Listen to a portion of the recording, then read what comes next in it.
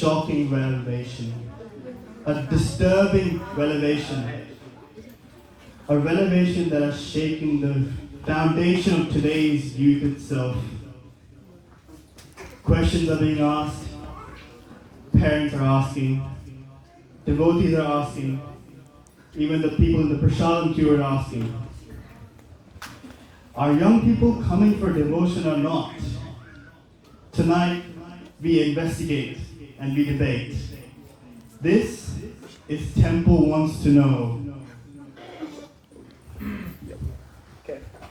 So, joining me on my right, a man who has written over 5,500 articles on the Bhagavad-gita, spoken at Harvard, MIT, Google, Microsoft, traveled across 4 continents. Sorry.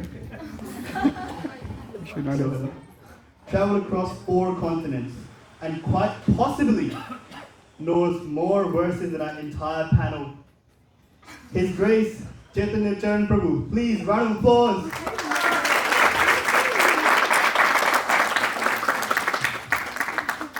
Also joining us is a man whose popularity is rising faster than the temple attendance after prasadam announcement. A man known for his enthusiasm, his dedication to Krishna consciousness. Some call him a mentor, while some call him while needing help finishing prasadam. Please welcome Madhav to the show. And finally, sources tell us that whenever Kirtan starts, he's somehow already there. Questions are being asked. How does he know? Who informs him? The temple wants answers. Please welcome the man, the rhythm, the mystery, Matharanab. Before I start tonight's debate, let me explain the rules. There are no rules. I will ask the questions. Prabhu will answer, and the panel will counter. I will interrupt, and somehow, by the Lord of Krishna, we will arrive at a meaningful conclusion. So, Prabhu, my first question for you to start the progress. If you look to your screen, on the show 2 days ago, there was an incident where TikToks were being made at the Bhakti rickshaw. What do you say, Prabhu? What is your opinion on this? Do you think this is right?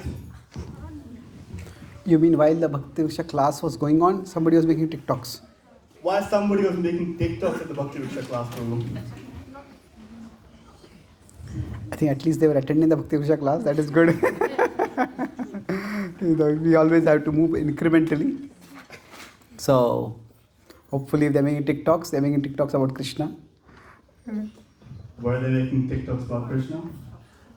The panel, what do you think? I don't think so. I don't think they were making TikToks about Krishna. Use mic. Yes.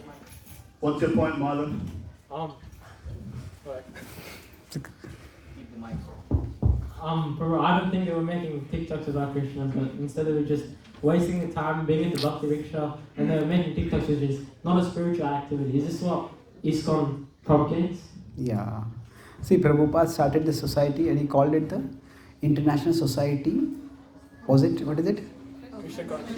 Now, what is the connecting word? International Society? Off. Is it off? Yes, it is for Krishna consciousness. It is not of Krishna consciousness. What does it mean? Of Krishna consciousness would mean that Krishna consciousness is readily available here, come and pick it up. It's like a gold treasure, you go and just pick up gold. It's not like that. It's for Krishna consciousness. It's like a gold mine. We all can dig and find gold, but it is for us to find. So that's why ultimately each one of us has to develop our relationship with Krishna. And if somebody doesn't want to do that, that is their free will. So the institution and everything around it, it is a resource for our spiritual growth. It is not the source of our spiritual growth.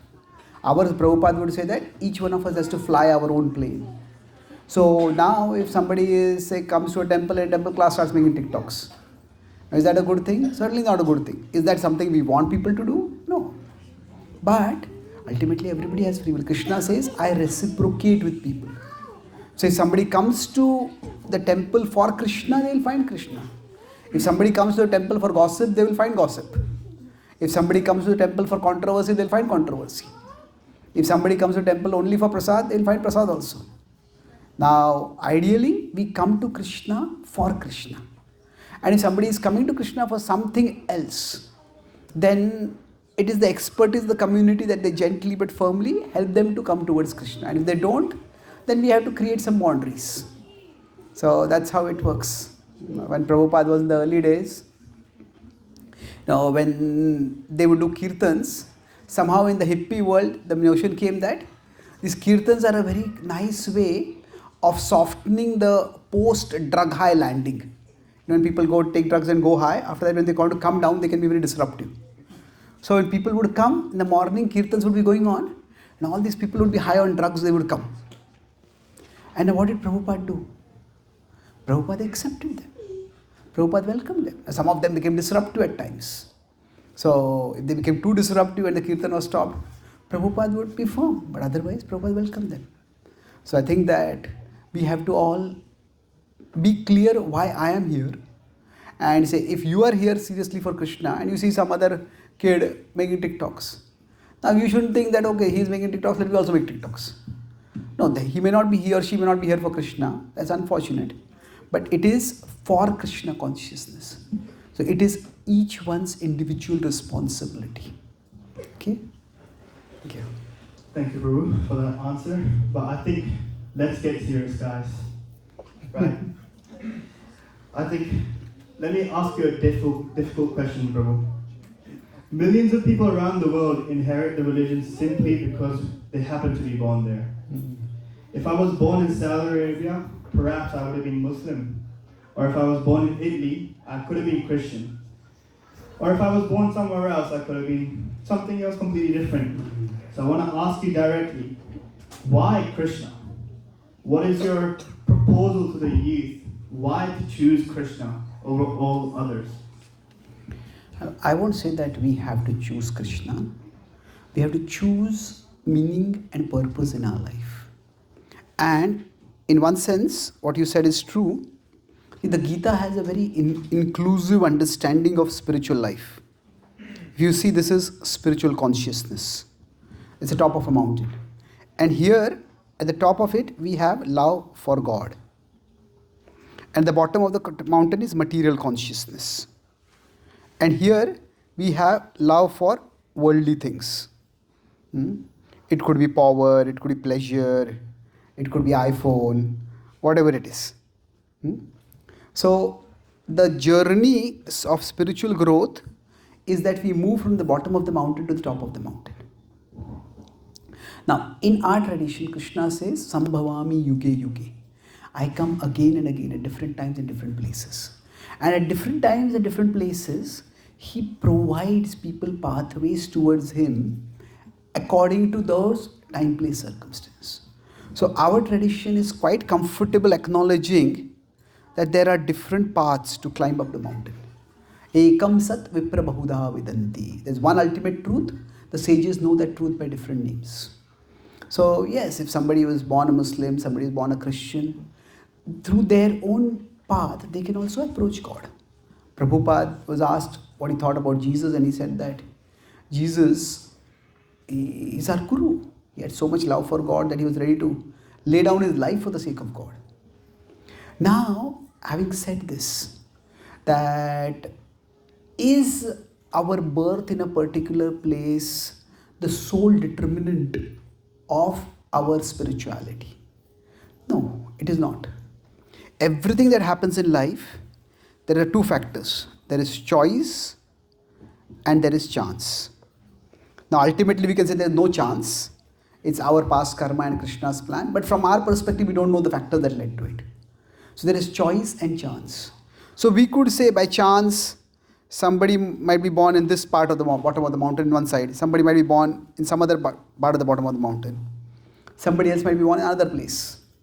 But the point is, from wherever somebody is, they try to move up the mountain. So Prabhupada, if he met somebody who was a devout Christian, he didn't try to pull them, oh, you have to become a Krishna devotee.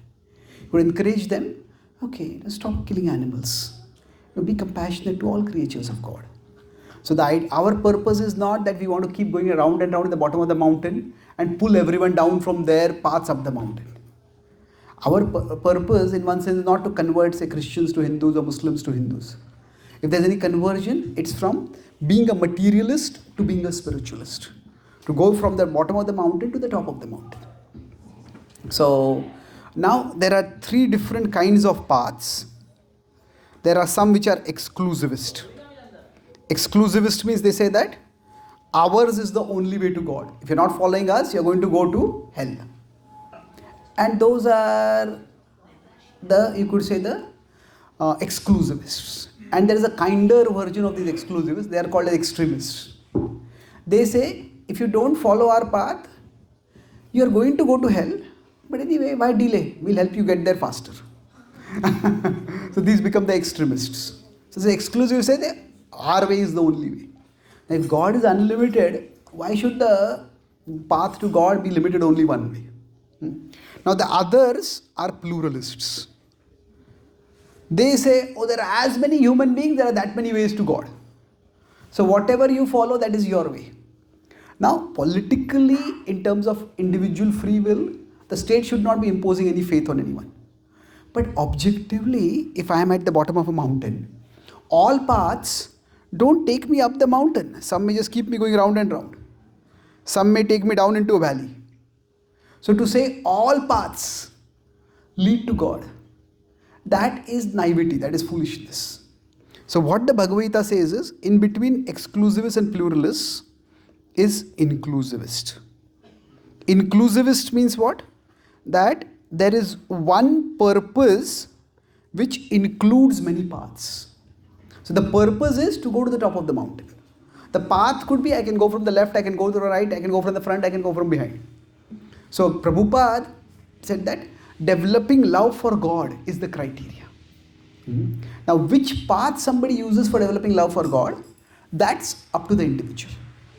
Now having said this, so our path is inclusivist. So that's why I started by saying that it's not that we advocate everybody has to worship Krishna only. So as long as you are going up the mountain, you have our best wishes and we appreciate them on the spiritual journey. Having said that, it's not that just because all paths go up the mountain, all paths are equally easy or equally difficult. So in our tradition, so some paths may be rocky, some paths may be marshy, some paths may be slippery. So it depends. So in our tradition, so what is special?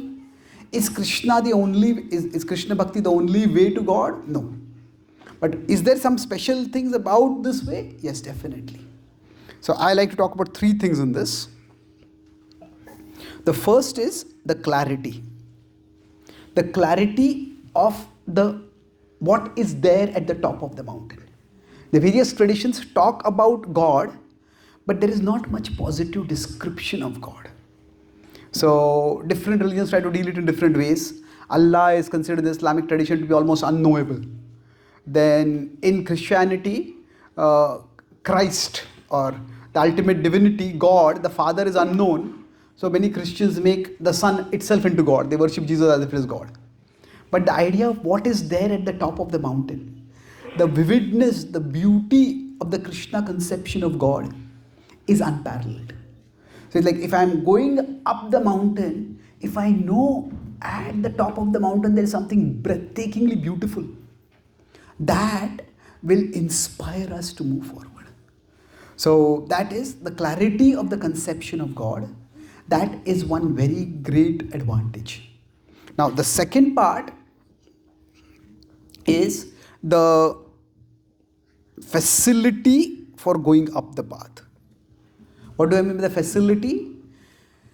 In the Krishna Bhakti tradition, especially in the path of Chaitanya Mahaprabhu, we have Bhakti, which is a very inclusive path.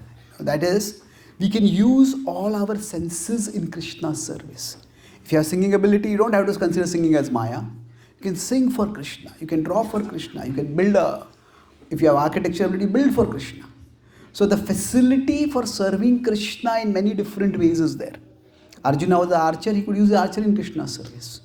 So the ways in which we can climb up the mountain, they are many. And that's what, if the top of the mountain is very attractive, I want to go up. And okay, if to go up I need a particular kind of shoes, I need a particular kind of support kit. If I have that, that makes it even easier. And the third aspect that is very helpful is the logicality. Logicality means that when we are here in the world, now why do bad things happen to good people? That is a question with which every tradition struggles with. Now, if we say it's because of God, that makes God arbitrary and discriminatory. If we say it's not God, then it becomes chance. And then life just becomes like a lottery. But in the Vedic understanding, the principle of karma, by which each one of us has the power to create a better future. So basically it helps us to make sense of our present and gives us a sense of power that we can create a better future. So these three are the very strong support systems. So when Prabhupada was asked, how are you able to spread Krishna consciousness all over the world? Prabhupada, one reason he gave is, Krishna is attractive. I presented him and he attracted people. So to summarize the answer, we don't say that you have to worship only Krishna. Pursue higher meaning through a connection with God. And if you are committed to a particular path, a best wish is there. If you are just exploring, then these are the strengths of our path. The clarity of what is at the top of the mountain, the facility to go up the mountain, and the logicality of why I am here and how there is a support system available for me to go up. Thank you. Okay, would the panel like to counter? Clarity is valuable, but clarity doesn't necessarily mean truth. Many religions have detailed and coherent descriptions about God. The question is not whether Krishna Bhakti provides a clear picture, but why should we believe that this picture corresponds to reality? Oh, I just quickly also like to add my question. Is that you kind of said that karma is logical? It's logical because it explains why. Okay, can we take one question at a time, if you don't mind? Okay. So you're saying that clarity is it factual? You're saying, is it real? Okay. So first of all, I have studied some amount of interfaith, and I don't think any other tradition has a detailed description of God.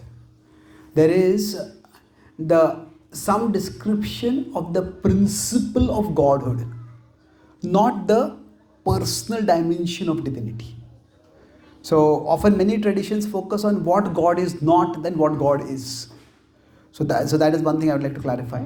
The second point is that now how do we know this is real? There are two aspects to understanding God. There is the field of that understanding God is called as theology, study of God. And theology has two different aspects. There is rational theology and there is revelational theology. So rational theology refers to what we can understand through logic and reasoning.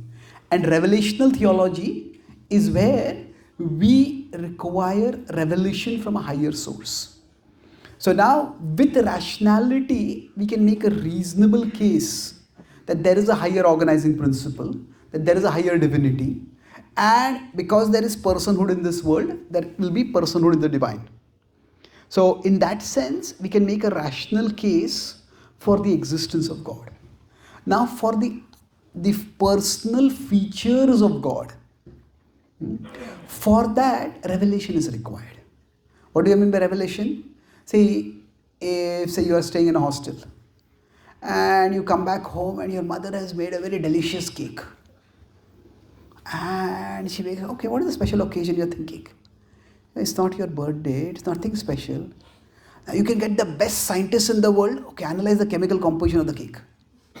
No matter how much you analyze the chemical composition, you can't find out from that why your mother made that cake. Isn't it? You have to ask your mother. And the mother says, okay, today is the day, 20 years ago, your first tooth came out. And I want to commemorate that. So now, the point is that when you talk about personhood, there is an irreducibility to personhood which cannot be experienced from outside. You have to ask the person to know. We can make some inferences about some things, but ultimately each person is individual. So like that, to know about Krishna, we need to turn to revelation. Now, is revelation blind faith? Not exactly. Because what the Gita says is pratyaksha-vagamam dharmyam. Susukham pratyaksha-vagamam dharmyam is, this is something which we can experience through our own realization. So in science, there are two aspects. There is theory and there is experiment. Similarly, in spirituality, there are two aspects. There is the philosophy and there is the practice. Now, just as the experiment in science helps us to verify the theory, similarly, the practice helps us to experience and realize the philosophy. So, going back to the metaphor, now what we see at the top of the mountain, is it actually there? Well, we will know that for sure only when we get to the top of the mountain. But as we are moving upwards, closer to the top, is the things becoming clearer. So if you use GPS and you have, say, want to drive across Australia from here to, say, Sydney, and now you don't know for sure whether the map is accurate or not. But if the map says, okay, you go 100 miles down, you will come across a river. And you come across, you find a river across that. You go further, there will be a huge, vast desert. You go through that, you will come across a valley. So if each of the landmarks you find it, then that does not itself prove that at the end of the journey you will come to Sydney. But the point is, each landmark that is proven to be right, as depicted on the map, that increases your conviction that I am on the right path. So ultimately, that God is a cowherd boy who wears a peacock feather and plays a flute and stands in a threefold bending form. That is something we cannot have objective rational proof for. But the path towards God, as we keep following, we start experiencing transformations in our life. We start gaining more and more realizations. Those are the landmarks that the saints who have gone before, they have found those landmarks and they've told that to us. And when we encounter those landmarks, we understand that I am on the right track. So it's the way the world has been made, we all need to take a leap of faith. But that leap of faith is not irrational. It's based on rationality, but it goes beyond rationality. Okay? Was it understandable or am I becoming a little complicated? Understandably complicated. Maybe if you could sum up what you just said in one line. So, the proof that Krishna is God comes to us as we practice bhakti, as we conducted the experiment of bhakti, and we encounter the landmarks in our consciousness as we move closer to Krishna. Bro, I just have a thing. So, if practice is the evidence of truth, is what you're saying, so like the followers of many other religions could technically make the same argument, but how do we determine which practice is revealing the truth rather than like just reinforcing the belief? That's a very thoughtful question. How do we know which practice is revealing the truth and which practice is confirming simply the belief? There are two different things over here. One is that there is subjective feeling good. So you could say that because somebody is born in a particular religion, when they go to the place of that religion, they feel good about it. That's possible. But there are objective parameters of transformation.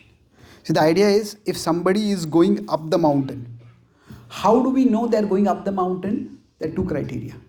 The peak will come closer and the bottom will go further.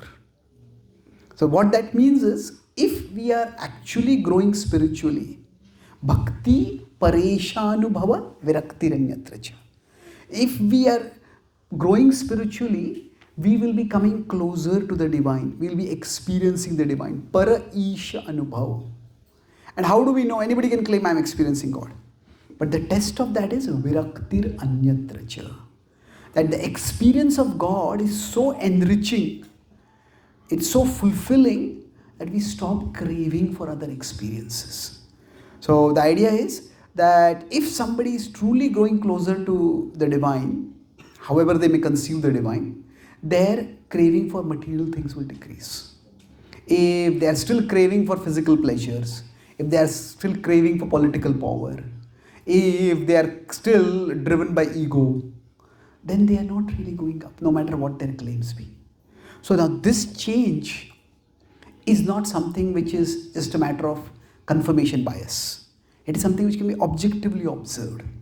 So for example, when people from various denominations, they start practicing bhakti, they may have had many different unhealthy habits, and they are able to give it up without much difficulty.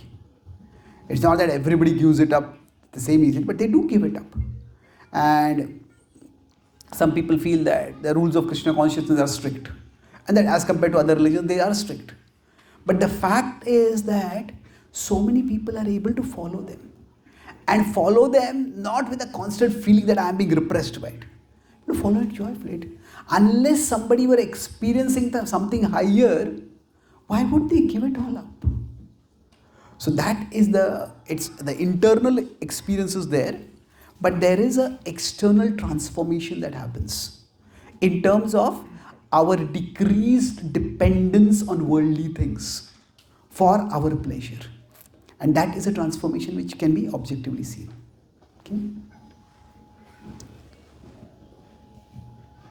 Okay, so anytime you need that pushback. sorry about that.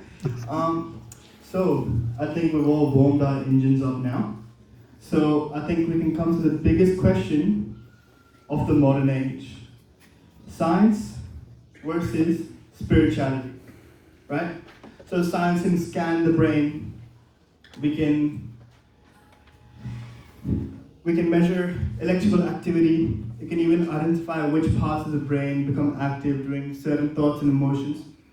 So many of the young people are asking the same questions again and again. Science seems to explore and explain more and more of our world around us day by day. So why do we need God at all? Yeah, it's a perfectly valid question. That see, science is the study of matter. Spirituality is the study of what matters. So that I was. Sorry about that. So that they are two fundamentally different domains of knowledge. Science and spirituality. Science is the study of matter. That how does the universe around us work? And science has come up with phenomenal advancement in that. But there is another category of knowledge is what matters. What is really important in life? What brings meaning to our life? You look at the Bhagavad-gita. Did Arjuna win the war at Kurukshetra by the knowledge of the Bhagavad-gita or by the knowledge of archery that he had learned throughout his life? What do you think? I think he learned it by both. Yes, both. So the knowledge of archery was material knowledge. They had technology of their own kind by which they had celestial weapons. But it was the Gita that gave him the knowledge of what matters. So in that sense, science and spirituality, they don't have to contradict each other. They are two different domains of knowledge. One is about how to function in this world and how to understand how the world functions. So, and then why do I function? Why do I exist in the world? What is the ultimate purpose of life? Science provides us means. Means is how do I do things? But spirituality provides us meaning in life. So let's consider the example that kick-started the journey of modern science. And say Newton, when he was sitting under a tree, and according to the story, the apple fell on him. Now when the apple fell on Newton's head, imagine if there had been the monkey instead of Newton. What would the monkey have done? Picked up the apple and eaten it. The monkey had already been full otherwise, picked up the apple and thrown it at the butt. How dare you eat me? Isn't it? Now it is to Newton's credit that he asked the question, what made this apple fall? And now it is his brilliance that he came up with the theory of gravity in response.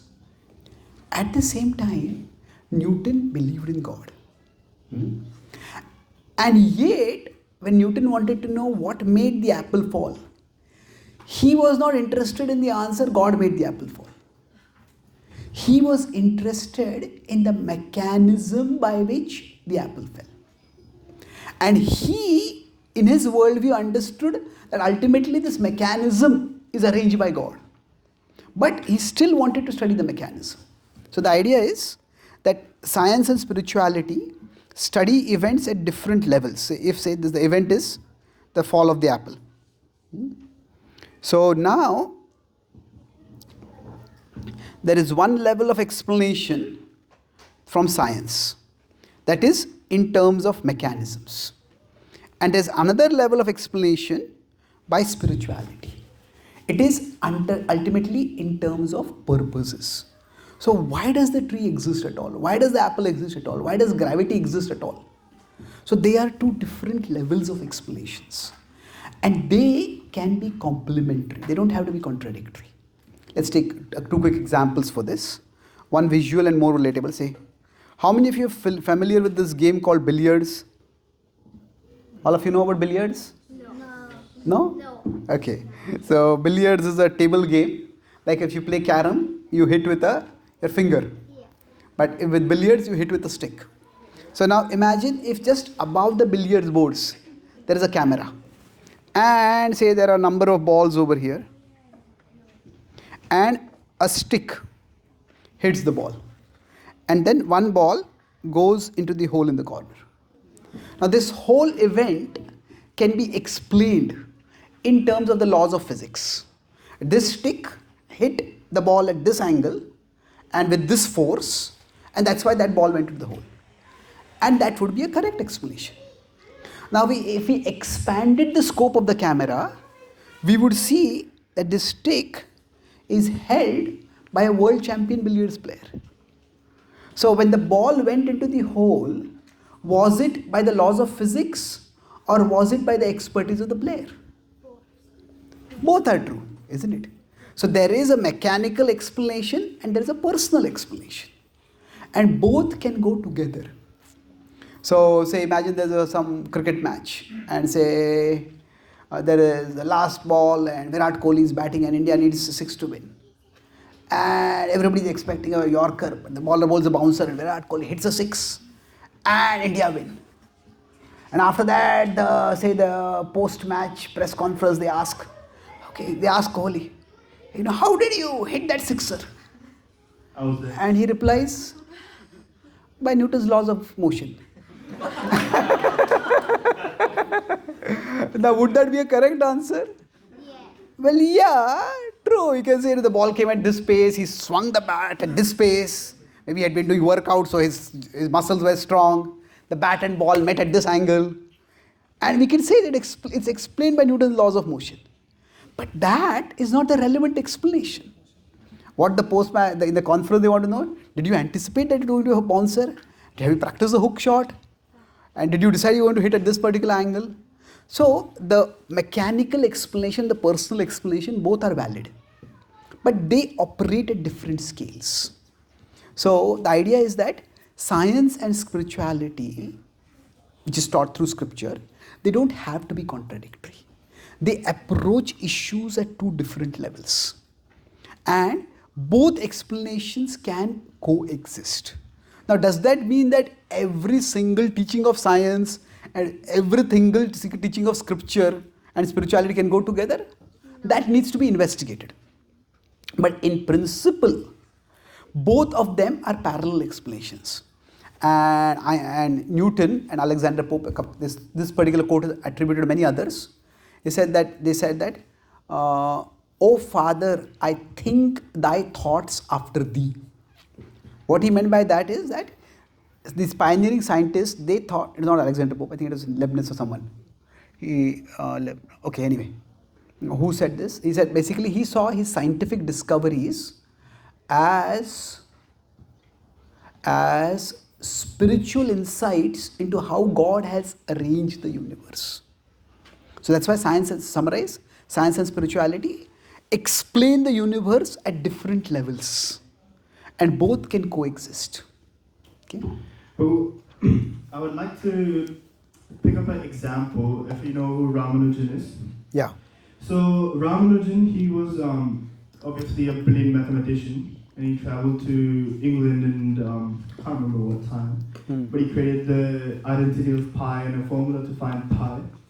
But before he could go, he was in his village, or what they said that his Kuldevi, not his Kuldevi, but it was a Vedic tradition there to not be allowed to go out of the village.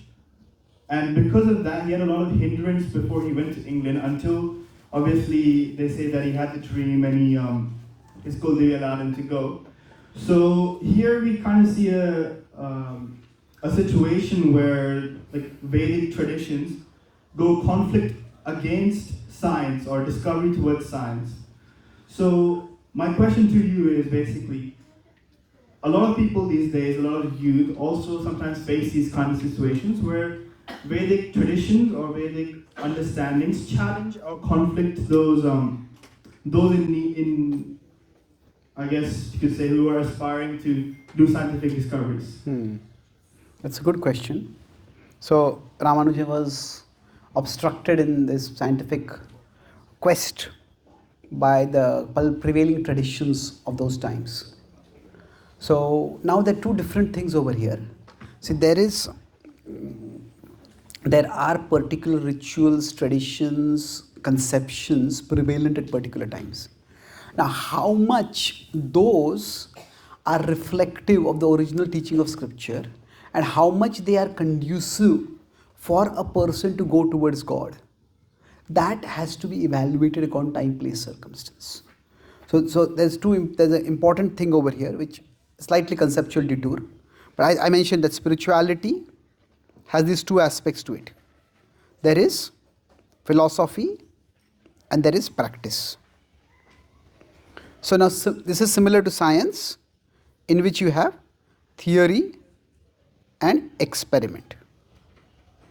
Now, if there's a student who knows the theory and a student is doing the experiment, and something goes wrong in the experiment, okay, this is the theory we are trying to prove. If this particular kind of beaker is not available, let's get some other beaker and do the experiment. When they know the theory, they can pursue the theory by adjusting something to the experiment.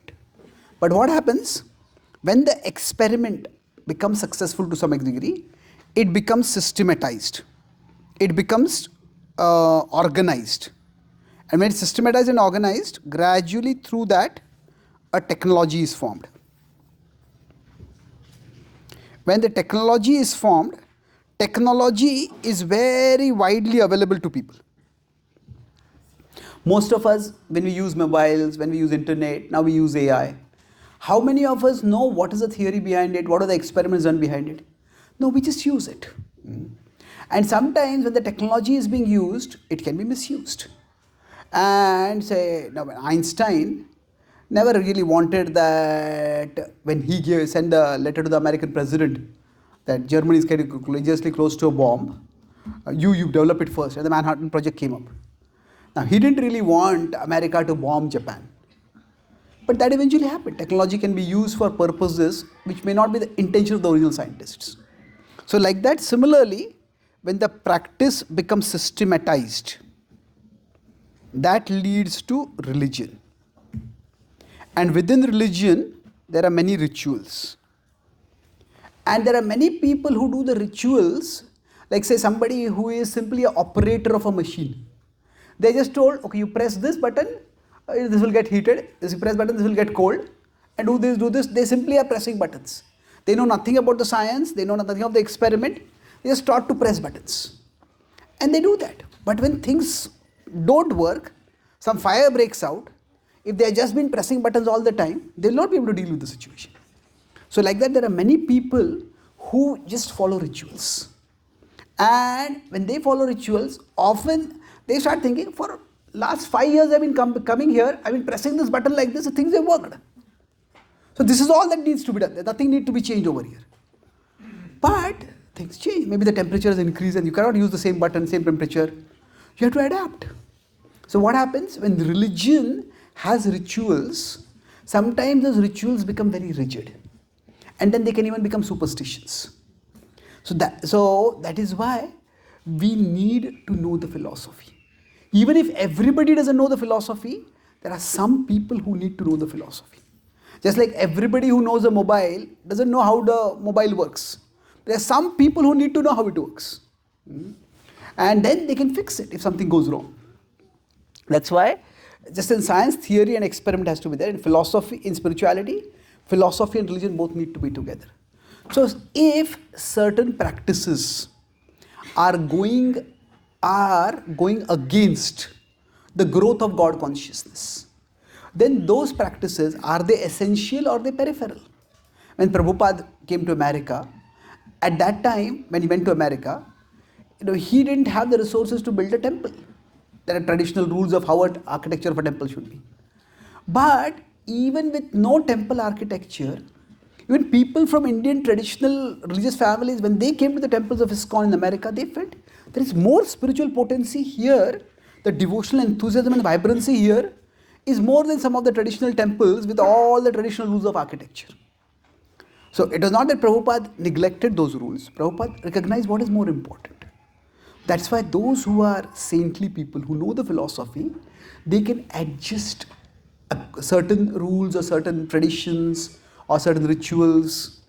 And without that, if spirituality is simply reduced to a set of rules, then it will become sometimes regressive or repressive. Okay? So it's just to conclude this point, say Ramanuja, although he faced all these obstacles, that did not make him lose his faith in God itself.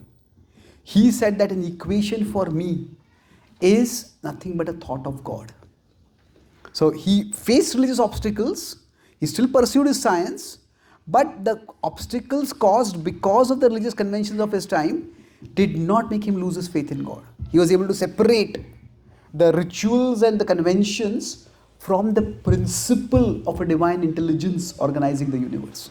And similarly, we also need to be able to separate. I just want to add one more follow-up question on that before the panelists answer. And so just a short question. Eventually, Ramanujan died. And he died because he refused to take medicines, and he refused to eat anything other than potatoes and just a few spices that he cooked by himself. But this was a huge loss for the scientific community of that time, right? Because there were still a lot of scripts that they were unable to undecipher because he was bedridden and he couldn't help them.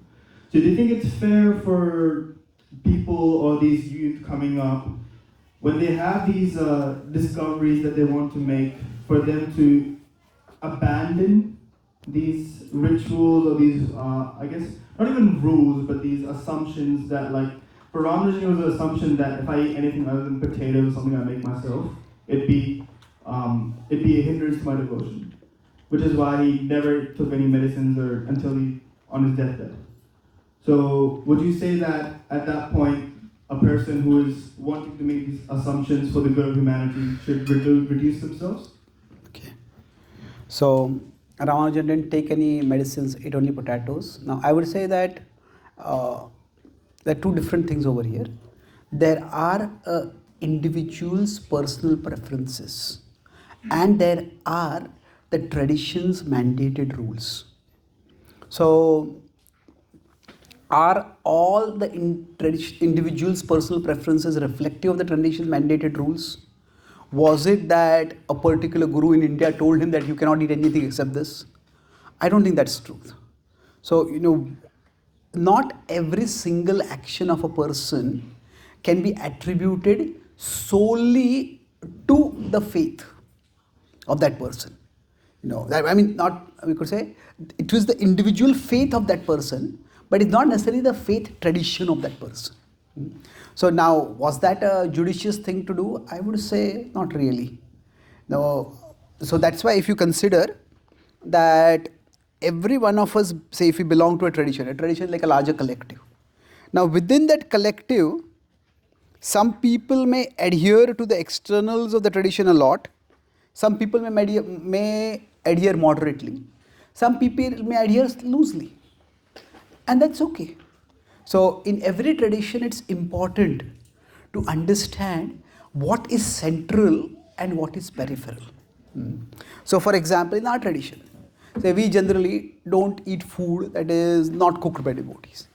But suppose somebody is in a place where they have to take a job, where the job is 18 hours, 20 hours, somebody doing medical internship or whatever.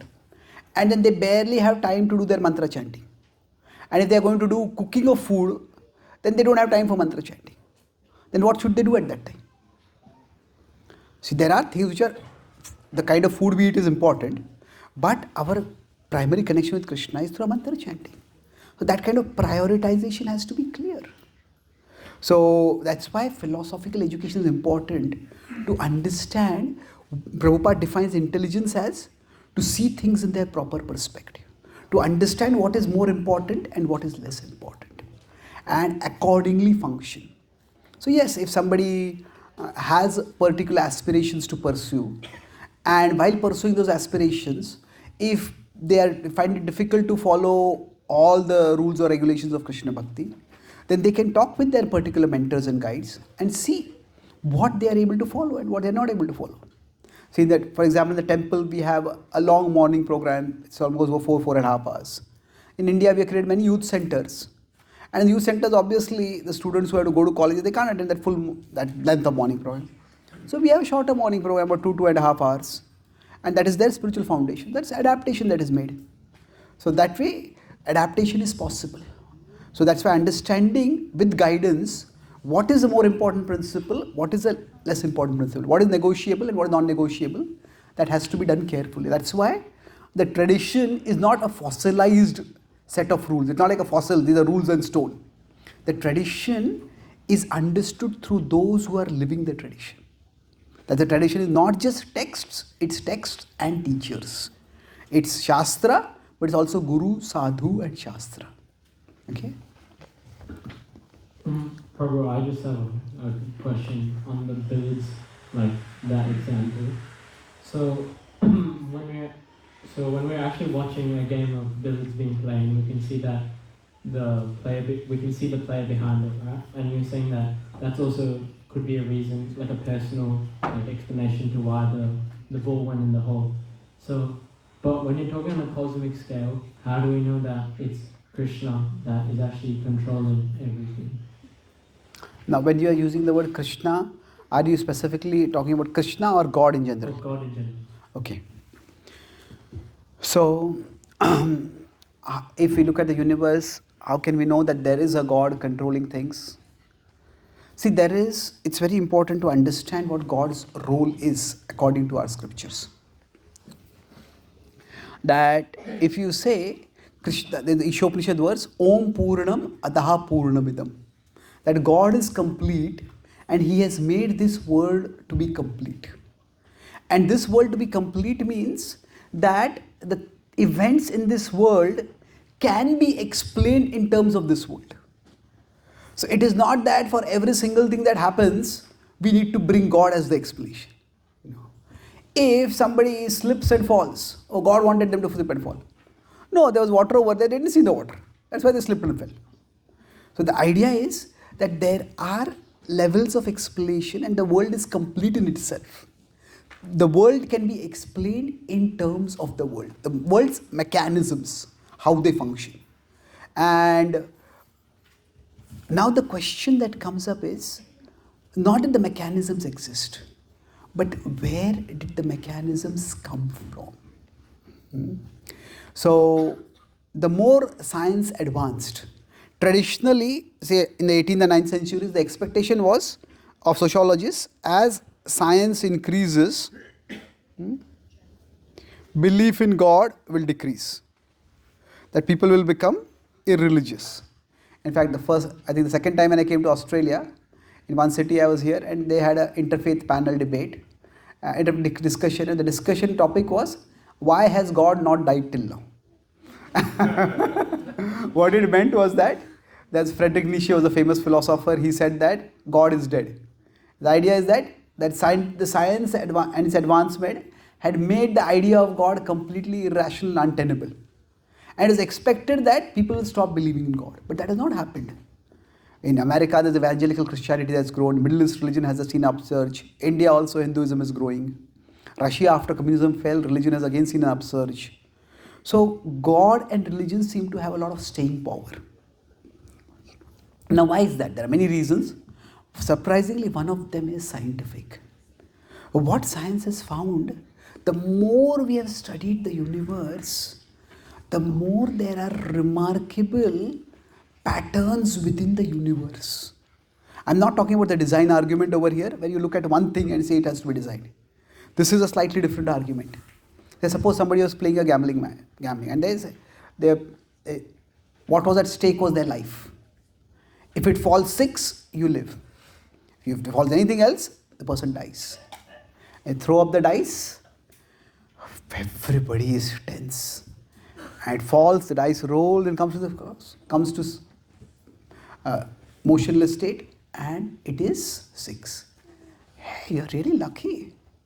You toss the second time, again it falls 6. Third time you toss, it falls 6 again. You say, hey, 5 times you toss, it's 6 again. What's going on? Is it 6 on all sides of the dice? How is it falling 6? Imagine if it falls 150 times 6 each time. Hey, something is extraordinary over here. So, scientists, as they have observed the universe, they have found up to 150 or more parameters that are exactly right and necessary for life to be possible in the world. So, for example, if the distance between the earth and the sun had been slightly different, life as we know it would not have been possible. If the earth's magnetic pole had been tilted at an angle slightly different from what it is, 23, again life would not have been possible. If the earth's motion around the sun or on its own axis had been any faster or slower, again life would not have been possible. If the percentage of oxygen in the universe, in the atmosphere had been anything different, we go at a very deep level, if the balance between nuclear strong force and nuclear weak force, that will be slightly different. So these are like, each of these is like the roll of the dice. One of them goes wrong, life would not have been possible. So the more science has studied, they call it the fine-tuning of the universe. And the more they have found that there are more and more factors that are just right, what are required for life to be possible. Eugene Wigner is a famous mathematician, and he wrote a paper called The Unreasonable Effectiveness of Mathematics in the Study of the Universe. So the idea is, at one level, maths is a construct of the human mind. We have integral calculus, we have square root of minus one, imagine numbers. Now, does maths exist in nature? Because many of the concepts of maths seems to be constructs of our mind. And yet, they correlate with how the universe works. So, why should something that is a construct of our mind correlate with how the universe works? The only reasonable explanation for that is that the working of our mind and the working of the universe both come from a same source. So in that sense, the weight of the evidence that science has uncovered is strongly pointing towards the existence of a divine intelligence as an organizing principle. Okay.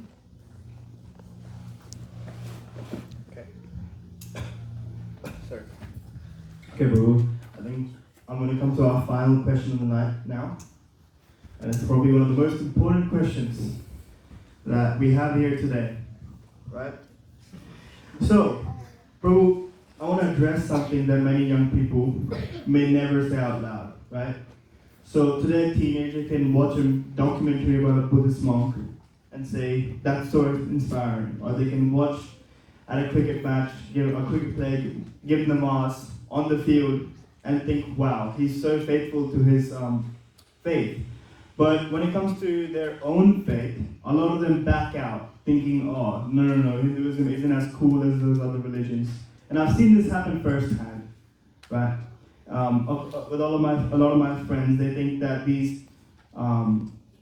the Hinduism as a religion and following Krishna isn't as cool as the other religions and what they're doing, even though they're really, really faithful to their own religion. So there's this sudden hesitation that happens when suddenly like spirituality, or specifically Hinduism and the talk to follow our own religion happens, right? Suddenly it's uncool. So why is it that devotion often looks impressive when it's from another faith, but when it comes to our own religion, youth tends to back up? That's a good observation, a very honest question. That why is Krishna not as cool as, say, a Buddhist monk or a Muslim doing their particular practices? I'd say there are three different factors over here. First is that definitely there are aspects of Krishna Bhakti which are quite contemporarily appealing. For example, kirtans. It has become a widespread genre of music. In India, there's bhajan clubbing. In the West also, people go for kirtan concerts. And people like that. So, I don't think any other tradition has a core practice of their tradition that is appreciated by people outside the tradition. Like we may appreciate somebody Muslim doing namaz, but seeing a Muslim doing namaz, how many other people want to do namaz? But if you have some devotees that are doing kirtan, and kirtans can be of two different ways. One is we go out in the streets and dance, and the other is we have soothing, sweet performances in places that people come. How many people come to watch somebody doing namaz? How many people are ready to pay to watch somebody doing namaz? Nobody. But kirtan concerts, people are ready to pay for that. So kirtan is quite cool. So rather than reducing our tradition to only like particular things, you have to see there are some aspects which are cool. Other aspect, for example, vegetarian food. Vegetarian, vegan, there are some differences, but there are a lot of similarities. And vegan has become very cool. And we are more environmentally conscious, we are more conscious of violence to animals.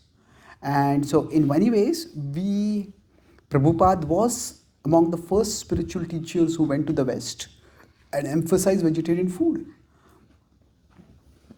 One Prabhupada disciple said his Swamiji's knowledge of cuisines was as vast as his knowledge of shlokas.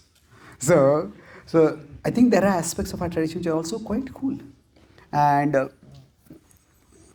Indradunda Maharaj does this festival of India, where he has these various booths are there. One of them is where people can put on, especially women can put on gopi dots and put on a sari, and people love to do that.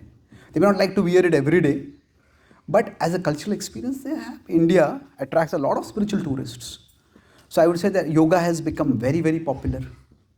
And yoga has become more of a health and wellness practice than a spiritual practice. But still, it is coming from India. So I won't say that Indian spirituality and even Bhakti spirituality, all of it is uncool. So generally, when we are presenting, so that's the first aspect of it. Second aspect is, so there are aspects which are cool. Second is, when we are presenting, we need to learn to present our tradition in the most inclusive language, in a way that makes sense to the broadest demographic. So I was in Seattle also, we have a nice devotee youth community, and we had done a session over there. We asked them, what aspects of Krishna consciousness do you feel comfortable sharing with your friends? And what aspects of Krishna consciousness do you feel uncomfortable sharing with your friends? So then they said, again, we like to do kirtan. People learn musical instruments, people do skates. So one of them, they said that if we wear tilak, this seems very weird. In America, they have this, Native Americans used to put mud on their head. They say, you're putting weird mud on your head. So then, as I told them, when you want to explain it, you don't have to explain in terms which they can't understand. So I tell them that in our tradition, our understanding is that our existence is possible due to the blessing of nature and the blessing of God. So this leaf represents nature. And in our tradition, this represents God. So we express our gratitude to nature and God through the symbol on our forehead. Now, this is not exactly the explanation, but it's not completely wrong. So generally, we need to come up with creative ways of explaining our tradition in a way that is cool for people. So that doesn't mean we speculate and come up with nonsensical explanations. But there are ways. Prabhupada was asked once that, Swamiji, what is the bliss of Vaikuntha like? And this person who asked him was stoned on LSD. And Prabhupada said, Vaikuntha is like an ocean of LSD. So what was Prabhupada doing? Prabhupada was explaining that in a language that was understandable for the person. That's why, especially those of you who are now in the contemporary culture, so you need to see that what is the tradition teaching and how can I explain it. And you have many different teachers. Some teachers are more traditional, some teachers are more contemporary. So talk with those who are more contemporary and then try to understand how we can present our tradition in a more creative and contemporary way, which people can relate with. Prabhupada himself said this is one meaning of realization. Realization means what? Let's say if this is the teaching of our tradition, this is scripture, and these are the audience interests, the people whom we are meeting, these are their interests. So how can we explain things in a way that is interesting for the audience while also preserving the teaching of our tradition? That is our creativity. That's the second thing. And the third thing is at a bigger level that, see, because of various factors, Buddhism and Islam to some extent, they have somehow culturally become more acceptable. It's not just an accident of history. Because Buddhism does not have the idea of surrender to God. So Buddhism is seen almost like it's like a religion without religion. That means religion without all the uncoolness that is associated with religion. So Buddhism is often portrayed very positively in Hollywood for many years. That's why people have sleeping Buddha and smiling Buddha statues at their homes. So there was a bigger effort. Now Islam, especially with the money from the petro-rich states, they've used that to create a particular narrative. And now in the Hindu tradition, because of various factors, that did not happen. So there is a broader narrative that is to be set. And is it changing? I think slowly it is.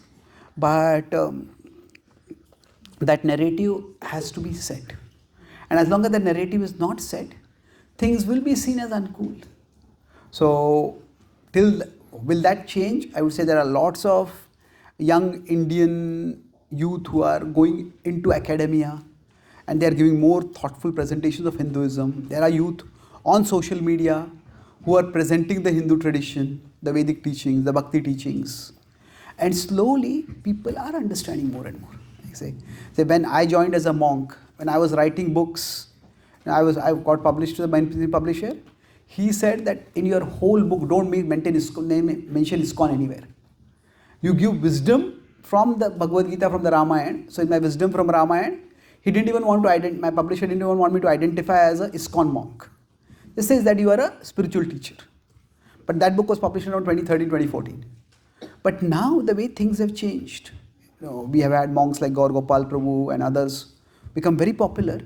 Now, at least in India, monks are seen as very cool. And now publishers not only want to publish books written by monks, they want to put the pictures of the monks on the front cover. My book Gita for the CEO, the publisher insisted that we have to have your photo over there. So there's Gaurang Prabhu's book or Gaur Gopal Prabhu's book or other people's books. So the cultural trend is also changing. So I would say things will change gradually. So yes, that's why if some things we feel uncomfortable talking about or doing in public, that's perfectly fine. You have the discretion to decide how much of your personal spiritual practice or spiritual faith you talk about or practice in public. But it is not required that we be embarrassed about it. Okay? Well, personally, that's a very good explanation you give, but I feel that like for an immediate solution, which isn't really possible, right? So like, if I give the example of a lot of devotees, a lot of youth that we have here that have already like passed off, right? They've kind of given up on our, not given up, but they've kind of strayed away from our own philosophy because they're unable to enjoy those aspects of youth, like parties and all those, because Krishna consciousness does not give room for those kinds of things, right? Like all aspects of party is against, not completely against, but mostly against the whole idea of a party. So because of this, a lot of the like immediate, what you're saying is like kind of. Okay, I got your question. Okay, sorry. So I was thinking from a broader perspective, but your question is that there are many social activities that we do with the general youth do, and if we are a devotee youth, we can't do those activities. Yeah, I think that is a challenge, and that's why earlier I said that every individual practitioner needs to decide what are the central aspects and what are the peripheral aspects. So from what I have come to know, as compared to 10 or 15 years ago, nowadays even if people who are working in companies, they go for some corporate parties or corporate dinners, there are far more salads and other things available now than they were 15 years ago. So 15 years they just had to take water at that time. But now there are salads with dressing which are quite vegetarian, and you take that, that's okay. Now I know friends who say if you go to a party, and you just say, because I know I'm following certain principle, according to my tradition, I don't drink. And people, because of the multicultural ethos, they accept it. So for example, those who follow Islam seriously, they also don't drink. Is that they don't go for parties? I don't think it's like that. So each tradition will have certain boundaries. And do those boundaries prevent us from doing all kinds of social activities? I don't think so. So we have to negotiate. Some things what we can do, some things which we can't do.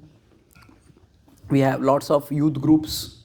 We go on outings, and our devotee youth go on outings, especially. In Australia, we not have so many youths right now, but I think in UK they have a Pandav Sena retreat, and they have various other youth forums. So who knows, in future you can create youth forums, and you can have fun among yourself.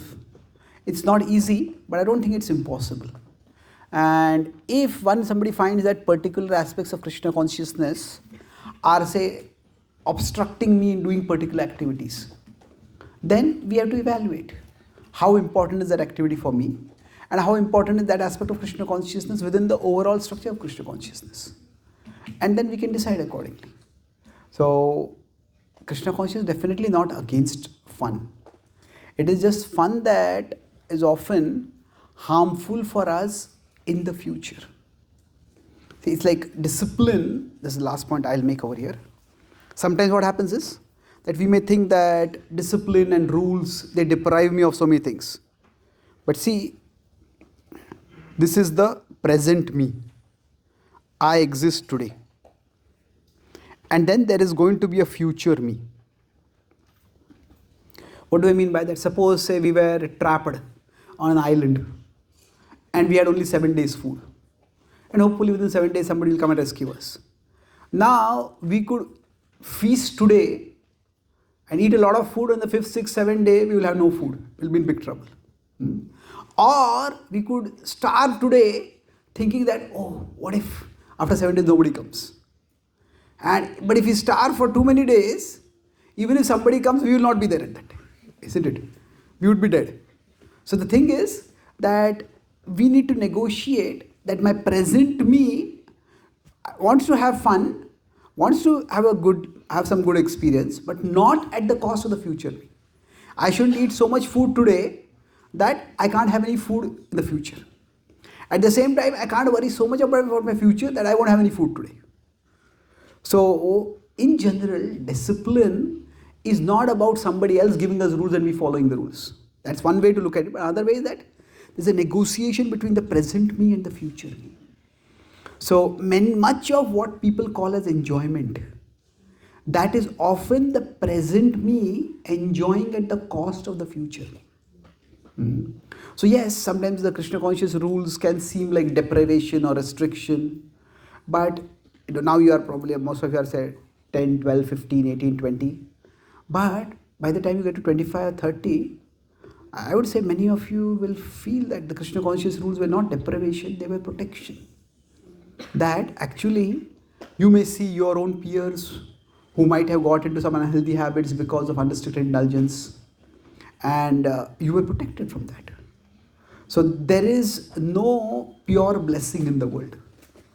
Every situation in life comes with trade-offs. So the thing that happens is when you grow up in a bhakti family, what you experience primarily is the restrictions. And that can feel a bit too much. And that's why the urge is that I want to explore and experiment, which is understandable. And we can do that within boundaries. But those restrictions are also protections. And they protect us from developing unhealthy habits which can endanger our future. So if you see that it's not just this is my tradition's rules or my parents' rules, it is I who am going to live in the future. And say, the present me. So if I at the age of 20, I may say I want to enjoy.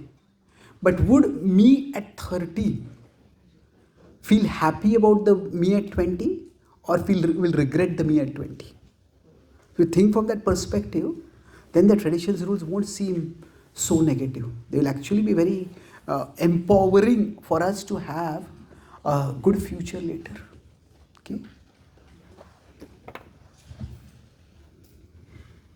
Well, we had arguments and we had interruptions. But tonight, we had a completely successful debate.